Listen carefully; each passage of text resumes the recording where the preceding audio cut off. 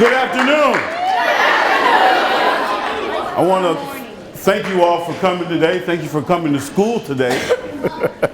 I'm going to tell you a little bit about Tony Collins, which is me, and just really thankful, really humble. One thing I want to say before I get started is that one thing I believe in is that God doesn't give us things.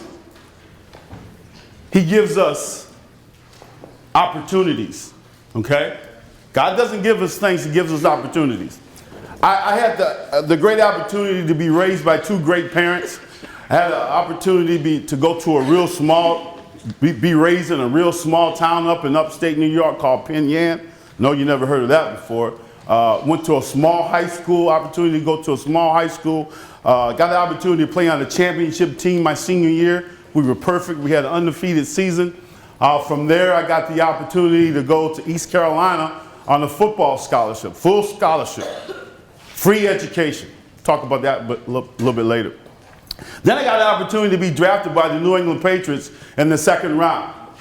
Got the opportunity to play in the Pro Bowl, got the opportunity to play in the Super Bowl, and now I get the opportunity to go all over the country motivating and educating student athletes about life. And this morning I'm going to share my life. So for the next 32, maybe 33 minutes, I need your undivided attention, because I really truly believe that what I'm going to say to you all will help. It will help a lot. One thing I want you guys to understand is that your words have a lot of power. Your words, okay? When I was 9 years old, I went to my mom and I told my mom that I was going to play in the NFL. Just like that. I didn't say I wanted to play. I said I was going to play at 9 years old. Not knowing what I was doing at the time, but I was speaking my future into the present. Okay? And you all have that same capability to speak your future into the present. Okay? Your words have power. And it's so exciting that not only do you have to speak, because you got to think before you speak, so you got to think first, right? So, and what you think about the most will come to you. I'm saying it again. What you think about the most will come to you. Okay? And since I was 9 years old, all the way till I made it to the NFL, every single day all I thought about was football. Football. I'd be in the backyard. We had this long backyard because we needed it. Because, see, I'm from a family of 16, and I was number 15. And I had 8 older brothers, and you know, it was just a lot of fun. A lot of fun. So we'd be in the backyard playing football. My brothers would go inside, but I would stay out because I was really a fanatic. I slept with the football the whole 9 yards, you know. I was crazy. And I'd be out in the backyard with the football in my hand, making moves on the air, pretending I was in the NFL. I heard the crowd roar. I scored touchdowns. I was in the NFL at 9 years old in my mind. That's where it starts. Everything begins with a thought. Okay? So what are you thinking about the most? Are we thinking about what we want to happen to us? Most people think about what they don't want to happen to them. Okay? And when you think about what you don't want to happen to you, that's what you are attracting to you, what you don't want to happen. Okay? So it's so important that we watch what we think. We understand that what I think about the most will come to me, and that your words have a lot of power. But I need to share this with you as well. When I was about 12 years old, my father came to me. He made this phenomenal statement to me. He said, "Son, do you really want to be successful?" And I said, "Yeah, Dad, I want to be successful." He says, "If you do this one thing, it guarantees you success." It's like, what? Just one thing? It's going to guarantee me success? I said, "Let me have it. I want to know what it is, because I'm going to the NFL. I know I'm going. Tell me this one thing that's going to make me successful." And he sits me down, and he stands over me, and he says, "Obey your mother and father." And he walks out of the room. Yeah, I was looking just like y'all looking. Like, what? How does that guarantee me success? Couldn't figure it out. Didn't figure it out till my senior year in college when all the pro scouts were coming around and all the agents were coming around and I seen my dreams about to come true. And I remember what my dad said a few years back, to obey your parents and it guarantees you success. And I want to share this with all of you, that this is the key to it all. It starts at home. It starts at home, being respectful and obeying your parents. It opens up doors for you. And I know you can't figure it out. Don't try to figure it out. I know you probably don't understand it, but just do it. Because see, they put clothes on your back, they put shoes on your feet, they put a roof over your head, and you can't keep your room clean. You can't obey the orders that they're giving you, coming home on time. It's for your benefit that you obey mom and dad. Not theirs, yours. And I promise you, this is a promise, that if you obey your parents, will you have tough times? Yeah, you're going to have tough times because it's life. It's what life is about, going through stuff. But in the end, you will be successful. But it starts at home by obeying mom and dad. Just a little nugget I'm going to throw out to you. I hope you guys get that because it's important. It's really important. For all you athletes that are here, the yes sir, no sir rule. I mean, if you truly want to be an athlete and go on to the next level and you want people to notice you, if you want coaches to notice you, whenever you meet a coach, a college coach or a high school coach, it's always yes sir, no sir. Yes ma'am, no ma'am. That's how you get those coaches' attention. The yes sir, no sir rule. Another little nugget I threw out to you. Okay? So it's so important that we understand. Then my father used to always tell me, and he was telling me this when I was 9, maybe 8 years old. He said, son, one of the keys of being successful is surrounding yourself with successful people. Now, I couldn't figure that out because I'm 9 years old. How successful can my 9-year-old friends be, right? Couldn't figure it out. But he was teaching me something, how important it is to hang around good people. How important it is to hang around good people. Very, very important. I got to college, went on to college, and for those of you, anybody want to go to college? Raise your hand. All right, fantastic, great. If you want to go to college, one of the things that I learned that you have to prepare yourself for college. You gotta make sure you have study time, and you gotta get your study habits done early when you're in junior high school or in high school, and be prepared for college. And see, I wasn't prepared for college because you guys got to understand something. My love was football, not school. Didn't like school. If I could do without school, I would have done without school. But I knew I had to go to school in order to reach my goal. So I left high school unprepared for college. My freshman year, see, that's another thing. When you get to college, you're all alone. Your mom and dad is not in the next room, and they can't tell you to go to bed, and you can stay up as long as you want. You can go to as many parties as you want. Don't have to go to class if you don't want to. You won't last long. And my freshman year, I was not prepared for college because I didn't have good study habits. And on the rainy days, I didn't go to class because I didn't want to get wet. Football player, man, I don't need to get wet. And I didn't go to class. Now, I don't know if you guys know about grade point averages, like a 2.5 is a C average, or a 3.0 is a C average. My freshman year, because I didn't have good study habits, I pulled a 0.7. Y'all know what a 0.7 is? Yeah. I'm failing.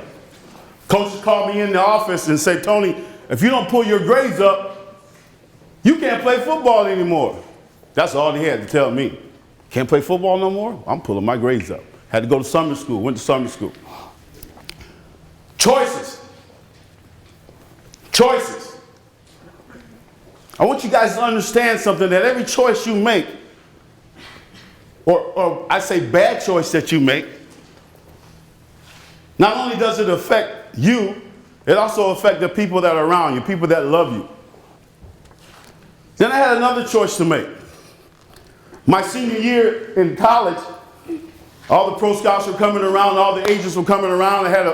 My agent said, you know, you have a great chance of getting drafted, which I already knew because I'm going to the NFL at 9 years old. I already knew it. And he said, either you can come down to Miami. I was living in North Carolina, so where my school was, East Carolina. You can come down to Miami and get prepared for the combines. But in order to do that, I would need to drop out of school. I had 11 credits left to graduate, just 11. Easily could have done 11 in the semester. But instead of staying in school, I went to Miami. I dropped out of school, didn't finish.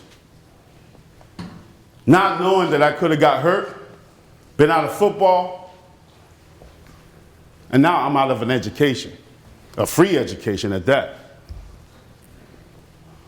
I went to Miami. I chose Miami. I dropped out of school.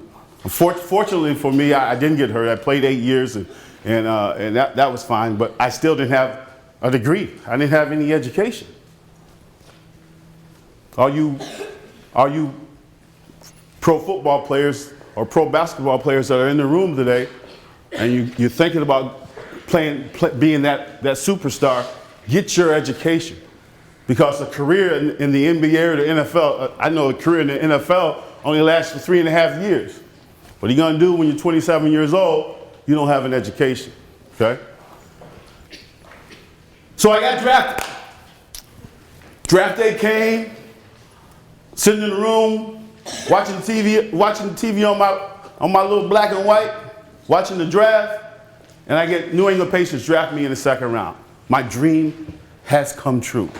I did it. I made it. I made it to the NFL. I was real happy.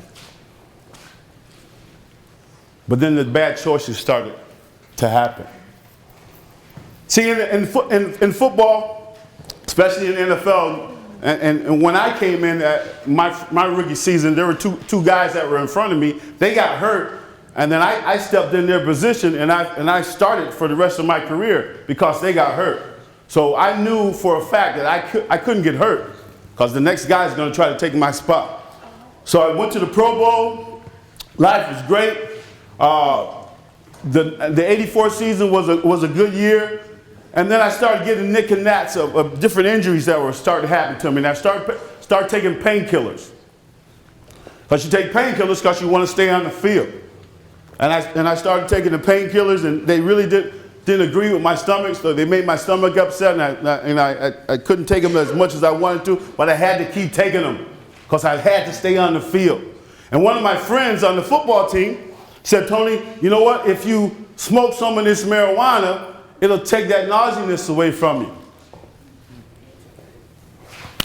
So you know what I did? I hit it. I took a toke of it. Because you got to understand something now. Before that, before this, I was a football fanatic. I stayed away from drugs. I stayed away from alcohol. I didn't do none of that stuff. Because I knew I wanted to be the best. And I knew I had to stay away from all that stuff. So I took a hit of the marijuana, and sure enough, took the nauseousness away from me. And I was fine. So every time I would take a painkiller, I would smoke a little marijuana. Painkiller, marijuana. Painkiller, marijuana. And I'm fine. Everything is great. I'm still dodging and doing the things that I'm supposed to have been doing, but I'm cheating. Because there were drug tests that started to happen, and I'm cheating on the drug tests, and I'm doing whatever I can. And then the marijuana led to cocaine. Then the cocaine led to me being out of the league. And all the work that I've done, all the hard work, being the first one on the field, being the last one off the field, being the first one in the weight room, being the last one out of the weight room, all that work was gone because of a choice that I made, or choices that I made.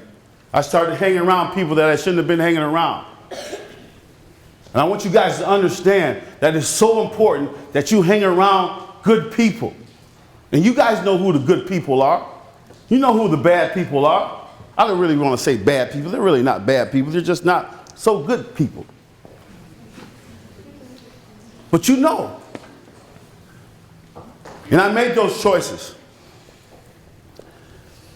And I lost. I lost everything because of the choices that I made. A few years went by. I'm living through my son. My son was going on to college. He was getting prepared to go to college, and I was getting him ready so he can make it to the NFL. And I was just existing, wasn't really living. I was ashamed of what had happened. I didn't go back to my hometown for about 25 years. I didn't go back to my college for about 25 years. I stayed away from Boston for about 25 years because I was ashamed of what I have done and the people that I have hurt. I didn't want to see anybody. Was working at this, it's called Lead America, dealing with a lot of youth. I was working there, and I didn't really want to be there. But the phone rang, and I answered the phone. It wasn't even my phone to answer, and I answered anyway. And God sent me an angel over the phone, who is my wife today. And we talked, and we talked, and we talked for 3 months. I didn't even get a chance to meet her for 3 months. I fell in love with her over the phone. I didn't even know what she looked like. She wouldn't send me a picture. But I fell in love with her over the phone. And she encouraged me. She encouraged me because she knew my whole story. I was telling her my whole story. But she encouraged me to go back. She encouraged me to change my way of thinking. And that's why I'm here. It took one person, and I know God sent her to me. It took one person to help me change my way of thinking. And that's what I do. That's why I do what I do. Coming to different schools, because I want to change your way of thinking. I want you guys to understand that you are God's best. And it doesn't matter what background you come from. It doesn't matter what neighborhood you come from. It doesn't matter if you have one parent in your home. It does not matter. The only thing that matters is what's on the inside of you. That's what matters. What do you believe? What do you want to achieve? Because each and every one of you have a champion on the inside, dying to come out. And it takes one person to help that champion come out. I want you to understand how important it is to encourage someone, to encourage your classmates, to give them a smile or a pat on the back, because you never know what somebody is going through. You never know. Just thinking about the kid in Kansas City, the linebacker there who killed his girlfriend and then killed himself. Now there's a baby out there that doesn't have a parent, don't have parents anymore, because of a choice that he made. But nobody knew what he was going through. So you never know what anybody's going through. So encourage people. Now, and I want you guys to understand something.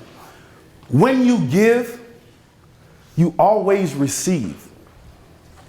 And it's not all about money, but when you give your time, or when you give a handshake, or when you give somebody help open the door for them, or whatever it is that you're giving, you're going to always get back. It's a law.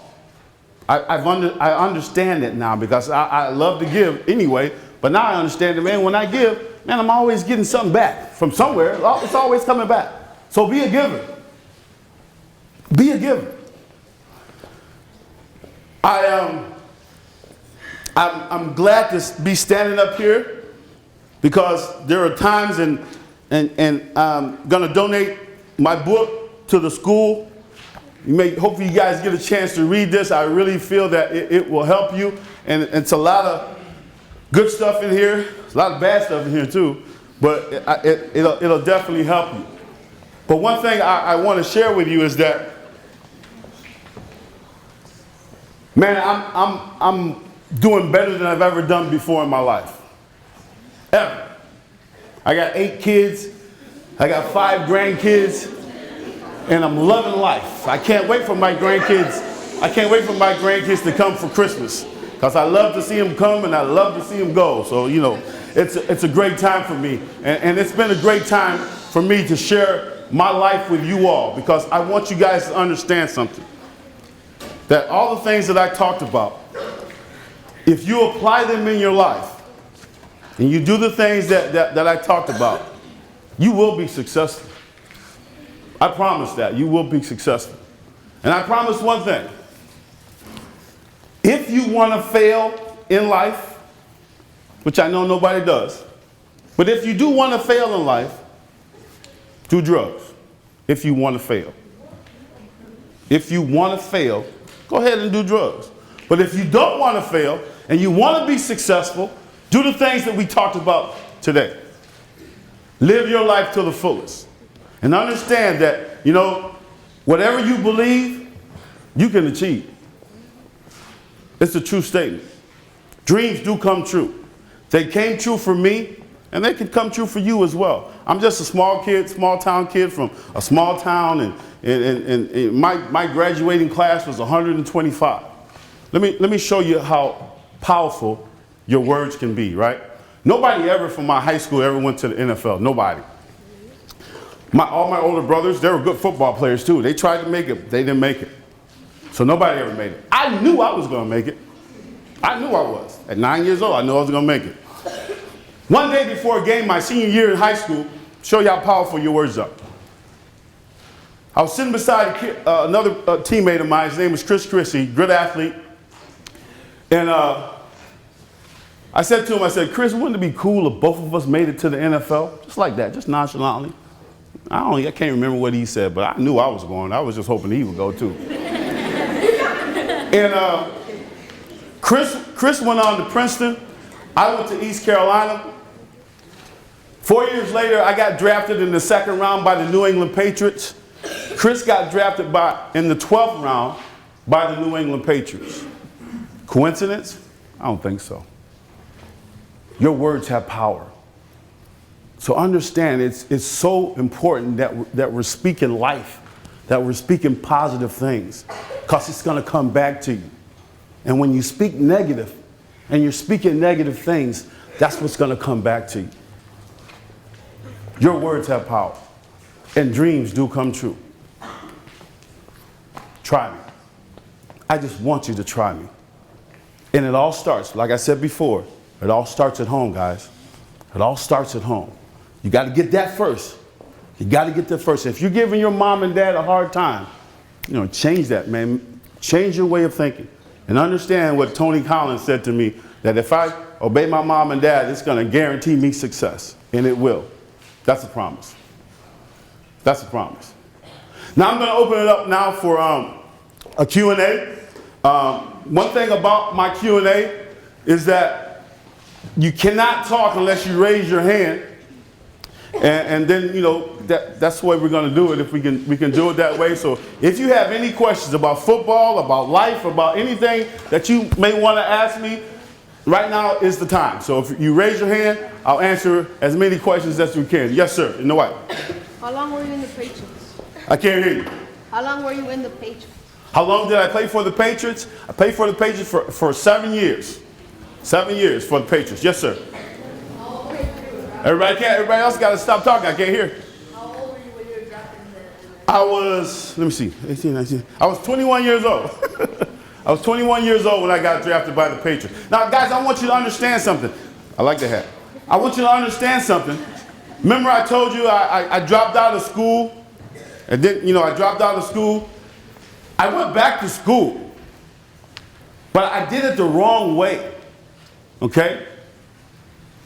You're not supposed to graduate college when you're 52 years old. That's what I did. I got my degree last year, 2011. Okay? 52 years old, I got my degree in communication, so I went back to school. Thank you.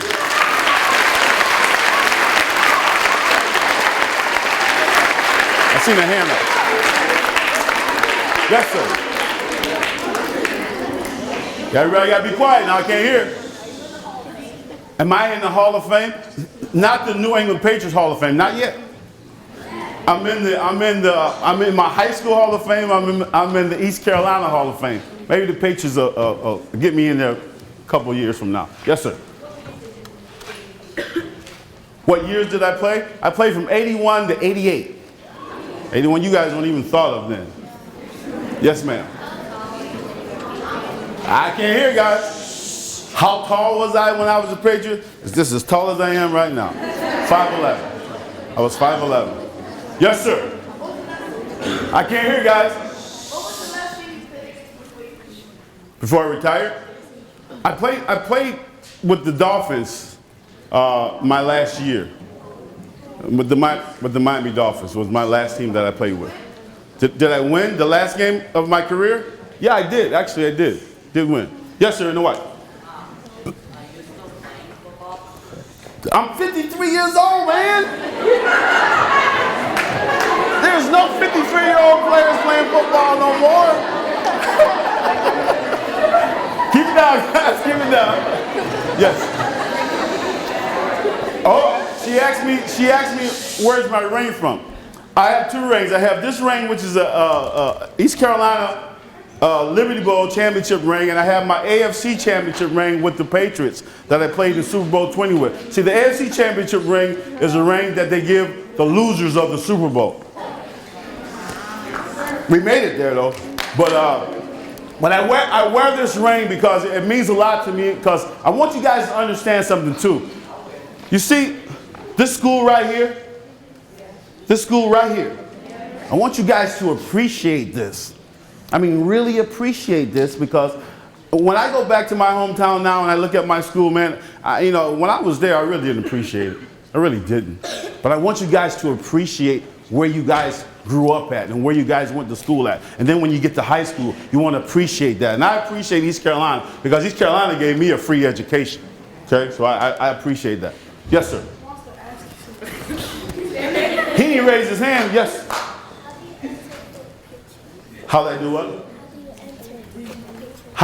The question was, how do you enter to get into Patriots? The first thing, you got to be a good football player. That's number one. You got to be a good football player. And your brother's a good football player?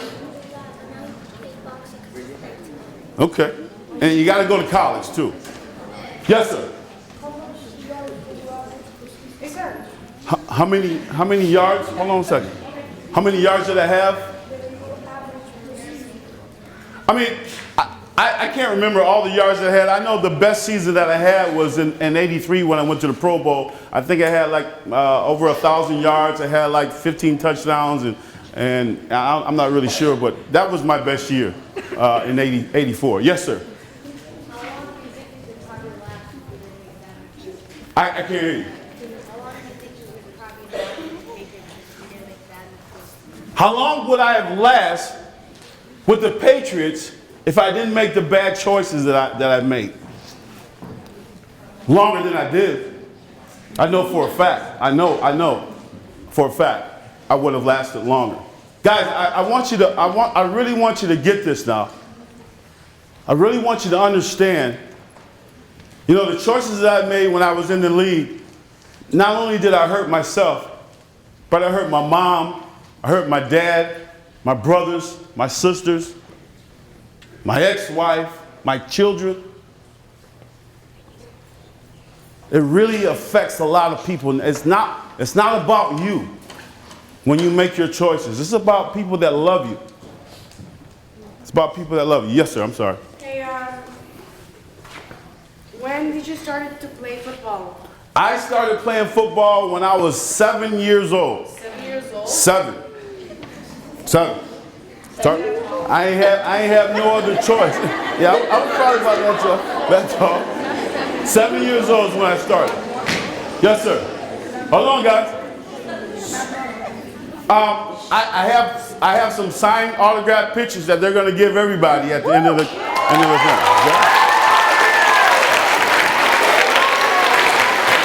Okay, we got one more question. One last question. Yes, sir.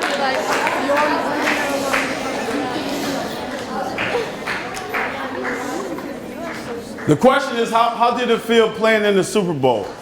It was a great time in my life.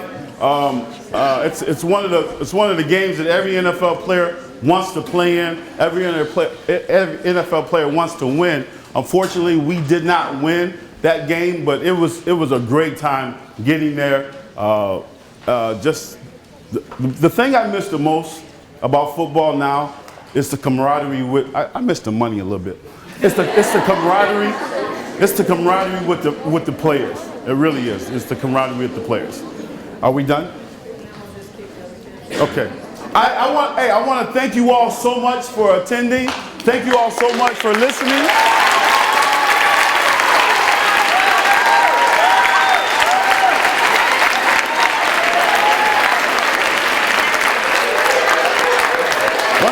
One thing.